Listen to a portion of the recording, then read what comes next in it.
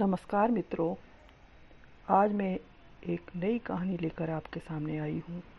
कहानी का शीर्षक है फौजी के बूट और भूत। बात कुछ पुरानी है। हमारा गांव पहाड़ों में बसा है। रास्ता जंगल से होकर गुजरता है। शहर जाने के लिए जीप करनी होती है, जो सुबह गांव से निकलती है और दोपहर बाद लौट आती है। हाथियों का डर सबसे ज़्यादा है इस रास्ते पर। यहाँ पानी के सोते बहते हैं। बरसात में पूरी सड़क पर नदी सी बहती है। रास्ता बंद हो जाता है। स्थायी और पक्की सड़क बन नहीं पाती यहाँ। चारों ओर पत्थर और पेड़ पौधे घास दिखाई देती है। दूर दूर पहाड़ों पर बने छोटे छोटे मकान दिखते हैं। इनकी छत काफ़ी नीची होती है। दीवार पत्थरों से बनाई जाती है और छत लकड़ी से बनाकर खपरेल से ढकी जाती है। फर्श अधिकतर कच्चे होते हैं, जिनकी लिपाई की जाती है। जीवन स्तर बहुत सरल, सहज, साधारण होता है। अधिकतर लोग गाय व बकरी पालते हैं। दूध, दही, घी की सुविधा रहती है।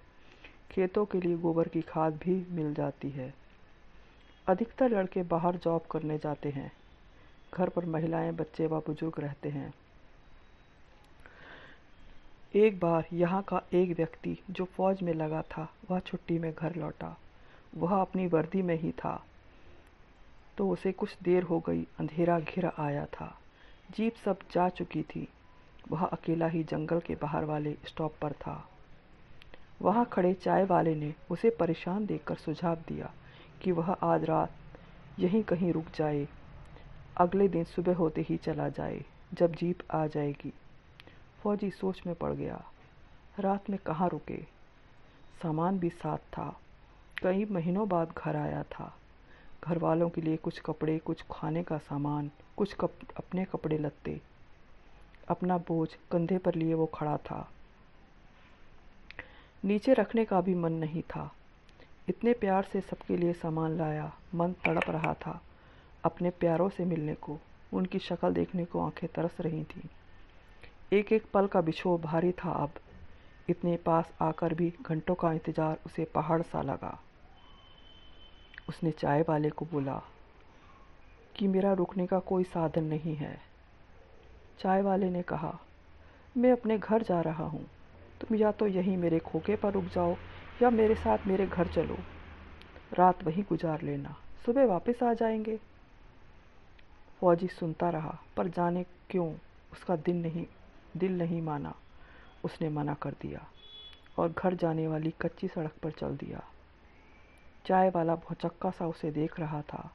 उसने चिल्लाकर कहा, जंगल में सिर्फ जानवरों का डर नहीं है, वहाँ अमानुषी जीव भी घूमते हैं।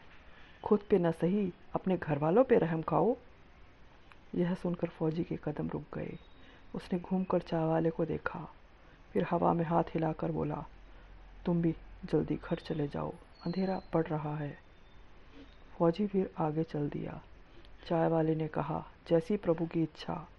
मैंने तो कोशिश की समझाने की, नहीं माना तो भुगतेगा खुद ही। फौजी जल्दी जल्दी कदम बढ़ा रहा था। वह कोशिश कर रहा था कि कोई आवाज़ न हो। करीब आधा रास्ता पार कर लिया था। कोई कठिनाई, कोई बाधा न आई तो उसके मन से भी जो हल्का सा डर था वो कम हो चुका था। फौजी किसी से डरते नहीं। कोई भी कठिनाई हो पीछे नहीं हटते।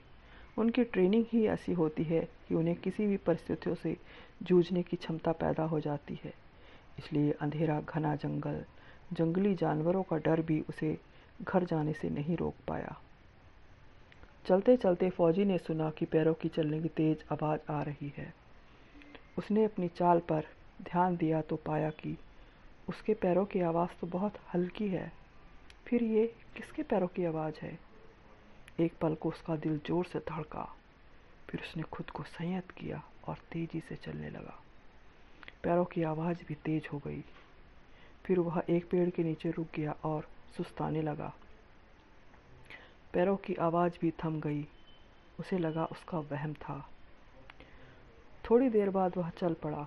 आवाज़ फिर से आने लगी। उसने ध्यान न दिया, सरपट भाग लिया। गांव के बाहर पहुंचकर ही दम लिया।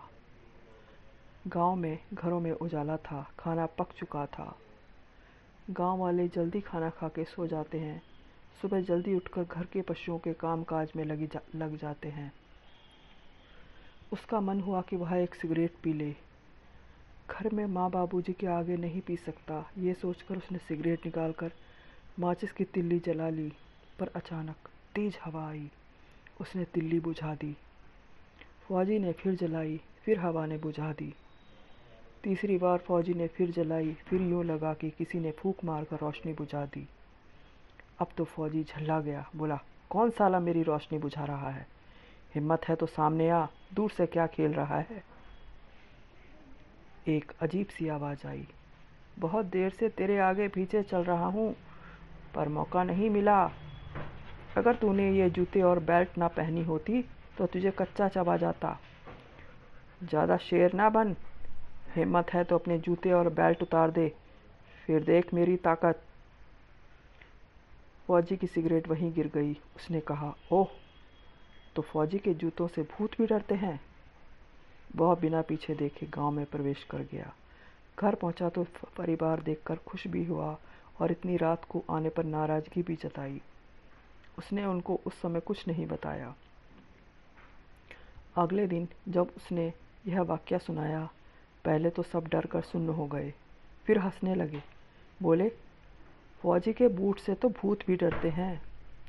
तब से यह कहावत पहाड़ों में प्रचलित हो गई कि फौजी के बूटों से तो भूत भी भागते हैं।